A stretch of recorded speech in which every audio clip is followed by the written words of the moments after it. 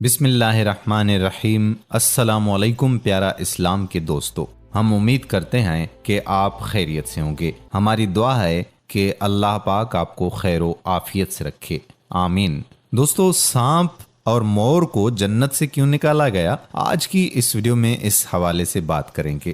حضرت آدم علیہ السلام اور اماں حوا علیہ السلام اپنی تخلیق اور پیدائش کے بعد جنت میں خوش و خرم زندگی بسر کر رہے تھے۔ شیطان جنت اور عالم بالا سے نکالا جا چکا تھا، اس لیے شیطان کے دل میں حضرت آدم علیہ السلام کی دشمنی جاگزیں ہوئی اور آتش انتقام دل میں بھڑک اٹھی۔ مزید بات کرنے سے پہلے پیارا اسلام کو لائک کریں، چینل کو سبسکرائب کریں اور ہماری خصوصی دعا میں شامل ہونے کے لیے کمنٹ باکس میں اپنا نام ضرور تحریر کریں اور اس ویڈیو کو شیئر کر دیں۔ دوستو، شیطان کو جب یہ پتا چلا کہ حضرت آدم علیہ السلام کو جنت کے تمام میوے کھانے کی اجازت مل چکی ہے، لیکن شجر ممنوعہ یعنی گندم دانے کو کھانے سے منع فرما دیا گیا ہے، تو زمین سے عالم بالا کی طرف روانہ ہوا۔ جنت میں شیطان کا داخلہ ممنوع تھا، لیکن 3 اسم اعظم یاد تھے جن کا ورد کرنے کی وجہ سے اس کو یہ طاقت حاصل ہو گئی تھی کہ وہ آسمان اول سے 7ویں آسمان تک پہنچ سکے۔ وہ جنت کے دروازوں پر بنے ہوئے یاقوت سرخ کے 2 چبوتروں میں سے ایک پر بیٹھ گیا اور 300 سال تک انتظار کرتا رہا کہ کوئی جنت سے باہر آئے اور اس سے اپنے مطلب کی بات کرے۔ اچانک مور جنت سے باہر آ گیا۔ اس کو دیکھتے ہی شیطان خوش ہوا اور اسے کہنے لگا کہ اے خوشنما پرند، تم کون ہو؟ مور نے جواب دیا، میں مور ہوں۔ مور نے کہا کہ تم اپنا تعارف کراؤ۔ شیطان نے کہا کہ میں عالم کروبیاں کا ایک فرشتہ ہوں اور ایک لمحے کے لیے بھی اللہ کی یاد سے غافل نہیں ہوں۔ میں چاہتا ہوں کہ جنت کے اندر جاؤں اور وہاں کی نعمتوں کا اپنی آنکھوں سے مشاہدہ کروں۔ اگر تم مجھے جنت کے اندر لے چلو تو میں تمہیں 3 باتیں بتاؤں گا جس کے صلے میں تمہیں ابدی زندگی حاصل ہو جائے گی، تمہیں بڑھاپا اور بیماری بھی نہیں آئے گی اور تم ہمیشہ جنت میں رہو گے۔ لالچ میں آ کر مور نے کہا کہ مجھ میں تو اتنی طاقت نہیں ہے کہ میں تمہیں جنت میں لے جاؤں، لیکن ایک سانپ میرا دوست ہے، وہ شاید تمہاری کوئی مدد کر سکے۔ یہ کہہ کر مور سانپ کے پاس آیا اور سارا ماجرا سنایا۔ سانپ بھی شیطان کی گفتگو سے بہت خوش ہوا اور اسے اپنے منہ میں چھپا کر جنت میں داخل ہونے میں کامیاب ہو گیا اور شجر ممنوعہ کے پاس پہنچا دیا۔ دوسری جانب جنت کے نگہبانوں کو فوراً یہ اطلاع مل گئی کہ شیطان جنت میں داخل ہو چکا ہے۔ جب نگہبان شیطان کو جنت سے نکالنے لگے تو حکم ربی ہوا کہ اسے ابھی جنت میں ہی رہنے دیں۔ شاید یہ بھی حضرت آدم علیہ السلام کا امتحان تھا یا حکمت خداوندی تھی۔ جنت میں عارضی قیام کا جب حکم نامہ مل گیا تو شیطان حضرت آدم علیہ السلام اور حضرت اماں حوا علیہ السلام کے پاس جا کر عقیدت و محبت کا اظہار کرنے لگا۔ یہ دونوں اس لعین کو پہچان نہ سکے کیونکہ ماضی کے مقابلے میں اس کی شکل تبدیل ہو چکی تھی۔ اس نے حضرت آدم علیہ السلام سے کہا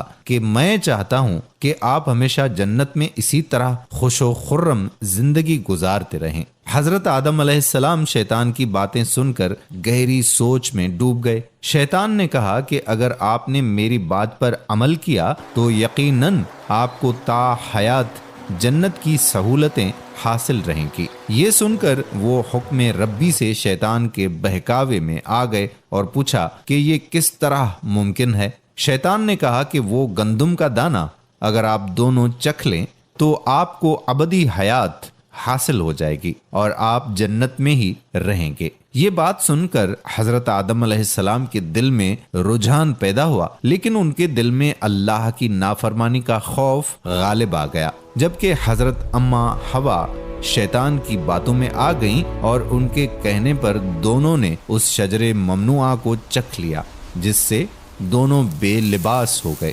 دوستو، کہانی تو بہت طویل ہے، لیکن مختصر بات یہ ہے کہ اللہ کے حکم پر فرشتوں نے حضرت آدم علیہ السلام کو کوہ سراندیپ یعنی سری لنکا کے قریب اور حضرت اما حوا علیہ السلام کو جدہ کی سرزمین پر جا اتارا۔ شیطان کو جنت سے حضرت آدم علیہ السلام کو سجدہ نہ کرنے پر نکالا گیا تھا۔ جنت میں ہر آسائش موجود تھی، پر حضرت آدم علیہ السلام خوش تھے مگر تنہا رہتے تھے۔ پھر اللہ تعالیٰ نے ان کی تنہائی کو ختم کرنے کے لیے ان کی پسلیوں سے بی بی حوا کو پیدا فرمایا۔ دونوں ایک ساتھ رہنے لگے۔ اللہ تعالیٰ نے انہیں ایک خاص پھل کے قریب جانے سے منع کیا اور کہا کہ اگر تم نے اسے کھایا تو ظالموں میں شمار ہو جاؤ گے۔ اسی جنت میں مور اور سانپ بھی رہتے تھے، وہ جنت سے باہر بھی آیا جایا کرتے تھے۔ ایک دن شیطان نے انہیں روکا اور کہا کہ مجھے بھی جنت لے جاؤ۔ انہوں نے کہا کہ اللہ نے ہمیں منع کیا ہے۔ اس نے جذباتی واسطے دینا شروع کر دیے۔ پھر سانپ نے اسے کہا کہ تم سانپ بن جاؤ اور مور تمہیں نگل لے گا اور جنت میں جا کر اگل دے گا۔ سانپ جب جنت میں تھا تو اس کے منہ سے بہت خوبصورت خوشبو آتی تھی اور اس کے پاؤں بھی ہوتے تھے، اور مور جیسے اب ہے اس سے بھی خوبصورت تھا۔ اس کے پاؤں نہایت ہی دلکش تھے۔ پس مور نے جنت جا کے سانپ کو اگل دیا۔